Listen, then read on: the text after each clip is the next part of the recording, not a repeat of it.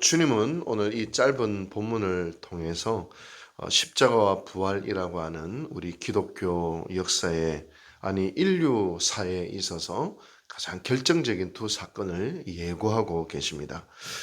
이 예고를 통해서 우리 주님은 정확하게 하셨어요. 자기에게 닥쳐올 고난, 죽음, 수치, 아픔, 이것이 어떠한지를 우리 주님이 모르고 가신 것이 아니라 다 알고, 그것도 정확하게 알고 그 길을 걸어가셨다는 것을 알 수가 있습니다. 여러분, 제가 이제 그 미국에 유학을 갈 때나 또 인도에 선교사로 갈 때, 아이고 그래 고생스러웠으면 이제 못 갔을 것 같아요. 인도에 갈 때도 한국 음식을 거의 못 먹었거든요. 1년 동안. 제가 1년 그 인도에 있으면서 제가 몇 킬로까지 빠졌냐면 66킬로까지 빠졌습니다. 키가 181cm인데 66kg까지 빠지고, 한국 음식도 제대로 못 먹고, 이게 더울 때는 거의 한 45도, 6도까지 막 기본적으로 올라가고, 한국 사람도 없고, 정말 또 너무 또도 이게 성교비도 없어가지고 힘들었고, 미국 유학 갈 때도 마찬가지야. 하루에 열몇 시간씩 공부하는 거, 미국 생활이 이렇게 힘들 줄 알았으면 아마 못했을 것 같아요. 근데 선교도 몰랐으니까 갔고요. 또 유학도 몰랐으니까 갔지, 알았으면 절대로 못 갔을 것 같아요. 그렇게 고생스러웠으면. 근데 우리 주님은 다 아셨어요. 어떤 고통, 어떤 수치, 어떤 배신, 어떤 아픔이 있는지 아시면서 예루살렘으로 입성해 예루살렘을 향하여 들어가십니다. 딱 들어가세요. 여러분, 그리고 이 십자가 부활의 이 놀라운 사건을 지금 길 위에서, 예루살렘으로 가는 길 위에서 12제자에게 알리고 계십니다. 근데 12제자에게 알리실 때 오늘 제가 묵상을 하면서 이런 생각을 해봤어요. 어떤 마음이셨을까? 이 12제자 중에 누가 있습니까? 가룟 유다가 있지 않습니까? 자신을 배신할 제자 가룟 유다. 3년 동안 사랑하고 3년 동안 동고동락하고, 그리고 예수님의 공생의 전부를 함께 했던 그 제자가 배신할 것을 또한 예루살렘을 향해 가시면서 알고 계셨습니다. 예루살렘에 들어가면 이 가룟 유다가 나를 배신하겠구나. 여러분, 혹시 인생을 살면서 가장 가까운 사람에게 배신당한 적이 있으신가요? 내가 믿었던 사람에게 등에 칼을 꽂힌 적이 혹시 있으신가요? 여러분, 그때 배신당한 것도 고통스럽지만 더 고통스러운 것은 내가 사랑하고 믿고 신뢰했던 그 사람을 잃어버렸다는 게 사실 더 가슴이 아픕니다. 그와 보낸 추억, 그와 보낸 아름다운 시간들이 이제는 상처로 남게 돼버리니까, 그러니까 더 사실은 고통스러운 것이죠.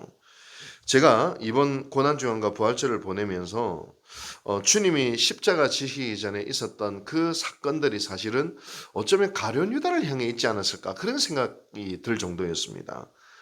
최후의 만찬을 하실 때도, 또 요한복음에 보면 예수님이 세족식을 행하실 때도 모든 장면에 가룟 유다가 딱 등장을 해요. 가룟 유다가 딱 나옵니다. 왜 그럴까? 주님이 그를 잃고 싶지 않으신 것은 아니셨을까? 가룟 유다가 그때라도 정신을 차렸으면 하는 마음이 있지 않았을까? 배신당할 것을 다 아셨지만 그를 향한 여전히 주님은 긍휼히 여기는 마음과 안타까운 마음으로 가룟 유다를 보고 계신 것은 아니실까? 우리 주님은 가룟 유다가 배신할 것도 다 알고 계셨어요. 주님은 가장 사랑하는 제자들에게 배신당할 뿐만 아니라 그 당시 종교 권력, 종교 지도자, 대제사장들과 서기관들에 의하여 배척당하시고 이방 권력, 또 로마인들에게 넘겨져서 채찍에 맞고 능욕당하고 십자가에 달려 죽으실 것도 다 알고 계셨습니다. 여러분, 한번 생각해 보십시오. 우리가 신앙생활을 하고 있는데 담임 목사님이 나를 엄청 싫어하고 저주하고, 보면은 목사님 그냥 눈에서 그냥 분노와 미움이 그냥 이글이글 거린다 생각하면 얼마나 괴롭겠어요, 담임 목사가. 근데 담임 목사만 그런 것이 아니라 노회에 있는 다른 교회 노회 목사들, 임원들까지도 그 교회 유국지역에 누구 있다며 이러면서 막 그냥 싫어하고, 뿐만 아니라 대한민국 검찰 권력, 국세청, 그리고 우리 장로님은 국세청이 얼마나 무서운지 한번 아셨잖아요. 국세청, 검찰, 경찰, 국정원 총동원해서 나 한 사람 잡아먹으려고 동원된다 생각해 보십시오. 얼마나 끔찍합니까? 지금 주님이 딱 그래요. 저는 옛날에 그냥 대제사장에게 고통당하고 로마인에게 죽임을 당했지만 사실 그 유대 사회에 그 사람을 죽일 수 있는 최고의 권력들 아닙니까? 산헤드린 공예, 대제사장, 그리고 바리새인, 서기관들이 총동원해서 예수님을 죽이려고 하고 그 당시에 최고 권력인 로마 권력이 그를 죽이려고 하고 완전히 사방으로 우겨쌈을 당하는 한번 그랬다 생각. 그리고 가장 가까운 사람에게 배신당하고 주님이 그거를 다 알고 계셨어요. 아마 숨을 못 쉬었을 것 같아요. 우리가 지금도 그 일들 당한다면 아마 숨을 못 쉴 것 같아요. 근데 주님은 그거를 모르셨다는 게 아니라 오늘 보니까 정확하게 하셨을 거예요. 어떤 일을 당하실지. 그리고 그 길을 걸어가시겠다 말씀하십니다. 저는 어떻게 그 길을 걸어가실 수 있었을까? 제가 정확하게 이번에 알게 됐어요. 그냥 사명감 때문이다. 또 하나님의 말씀에 순종하기 때문이다. 물론 겟세마네 동산에서 보면 그렇죠. 이 잔을 내게서 옮기시옵소서. 그러나 주님의 원대로 되기를 원합니다 하면서 하나님의 말씀에 절대적으로 순종해서 그 길을 걸어가신 것도 있지만 오늘 본문을 통해 정확하게 하셨어요. 다시 살아날 것을 하셨어요. 그러니까 그 길을 걸어가시는 거예요. 결국 저는 이런 생각이 듭니다. 우리는 십자가 하지만 십자가도 부활이 있으니까 십자가가 의미가 있는 거예요. 여러분 2000년 전 당시에 십자가에 죽은 사람이 예수님 혼자뿐만 아닙니다. 로마 검투사였던 스파르타쿠스를 비롯해가지고 수많은 정치범들 수십만 명, 수백만 명이 십자가에서 죽었어요. 근데 예수님의 십자가만 왜 의미가 있을까? 부활이 있으니까. 그 십자가는 인류의 죄를 사하고 치료하는 십자가요? 하나님의 아들의 십자가라는 것을 뭘로 증명이 되는가요? 부활로 증명이 되는 것입니다. 부활이 있으니까 십자가가 의미가 있어요. 부활이 없으면 십자가는 그냥 스파르타의 죽음이나 뭐 비슷비슷한 거예요. 십자가도 부활이 있으니까 우리가 정말 십자가를 많이 강조하잖아요. 근데 십자가보다 어쩌면 더 강조해야 될 것이 부활이 아닐까 저는 그런 생각이 듭니다. 주님은 부활을 믿었어요. 바로 이 부활을 믿었기에 십자가를 질 수 있다. 하나님이 다시 나를 살리신다. 믿으셨다는 거예요. 여러분 우리도 마찬가지입니다. 주님을 위해 때로 고난을 당할 때가 있어요. 또 주님을 위해 헌신하며 살 때가 있어요. 아무도 알아주지 않을 때가 있어요. 또 어려움을 당할 때도 있어요. 그럼에도 불구하고 우리가 그 길을 걸어갈 수 있는 이유가 있다면 하나님이 아시니까. 그렇죠? 하나님 살아계시니까. 하나님 갚아주시니까. 하나님이 살리실 것을 믿으니까 우리도 우리 몫에 태인 십자가를 지고 갈 수 있는 게 뭐냐면 만구 억울하고 만구 힘든 것이 아니라 이 길 뒤에는 하나님이 살리시고 하나님이 갚으시고 하나님이 하실 것이라는 믿음이 없으면 우리도 십자가 못 집니다. 사실은요. 여러분 결국 믿음이다. 하나님 살아계시는구나. 하나님이 하시는구나. 여러분 십자가 뒤에 부활을 우리 주님은 믿으셨어요. 우리도 마찬가지입니다. 우리도 하나님의 살아계심을 믿으면 그렇게 할 수 있습니다.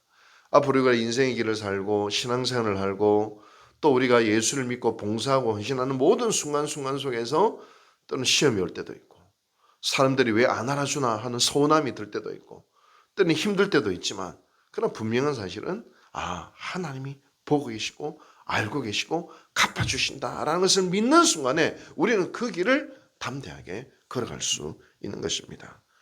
그래서 그러기에 우리는 하나님의 말씀대로 지금도 순종할 수 있고요. 하나님 주신 감동대로 나아갈 수 있는 거예요. 우리가 뭐 대단해서 내가 그것을 감당할 극기의 믿음이 있고 극기의 어떤 훌륭함이 있어서 우리가 그 길을 걸어갈 수 있는 것이 아니에요. 결국 하나님 때문에 갈 수 있는 거예요. 하나님의 살아계심 때문에. 여러분 오늘도 이 믿음 가지고 우리가 나아가십시다.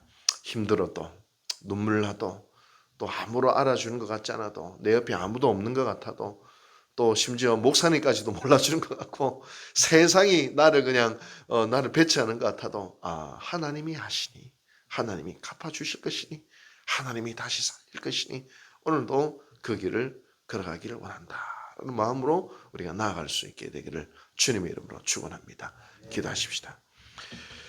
자비하신 주님, 오늘도 결국 믿음이 승리한다는 사실을 우리에게 알려주셔서 감사드립니다. 우리에게 믿음이 없었다면 이 세상의 눈과 이 세상의 가치와 이 세상의 소리에 우리는 사정없이 흔들릴 수밖에 없는 존재입니다. 그러나 하나님이 살아계심을 믿기에, 십자가 뒤에는 부활이 있음을 믿기에, 하나님이 하실 것을 믿기에 오늘도 우리는 내 눈에 보이는 것 하나도 없다 할지라도, 내 옆에 사람이 없다 할지라도, 내 눈앞에 되어지는 것이 별로 없는 것 같다 할지라도 우리는 묵묵히 그 길을 걸어갈 수 있음을 고백합니다. 주여 우리에게 믿음을 다하여 주시옵소서. 그래야 우리 몫에 대인 십자가가 무엇이든지 기쁨으로 그 십자가를 지고 걸어갈 수 있는 저희들 되게 도와주시옵소서. 그 십자가 뒤에 살아계신 하나님께서 칭찬하시고, 살아계신 하나님께서 복주시고, 살아계신 하나님께서 살리시고, 살아계신 하나님께서 우리에게 놀라운 일을 행하실 것을 믿음으로 걸어갈 수 있는 저희 모두가 될 수 있도록 은혜 베풀어 주시옵소서. 우리 유곡제일교회가 그런 간증이 있게 하여 주시니 감사드립니다. 30년 동안 누구도 보지 아니하고 충성스럽게 새벽 제단을 쌓았던 우리 몰로 목사님의 그 은퇴가 영광스럽게 끝나게 하셨음을 인하여 감사드리옵나이다. 사랑하는 성도들의 이름 없는 헌신들을 부어주셔서 갚아주심에 감사드리옵나이다. 우리 유곡제일교회 십자가와 부활이 있는 그대로 나타나는 교회 되게 도와주시고, 이 교회를 통하여 주님 영광받아 주시옵시고, 하나님의 살아계심을 증가하고 증명하는 교회 될 수 있도록 주께서 은혜 베풀어 주시옵소서. 이 모든 말씀 예수님의 이름으로 감사하고 기도하고 축원하옵나이다. 아멘.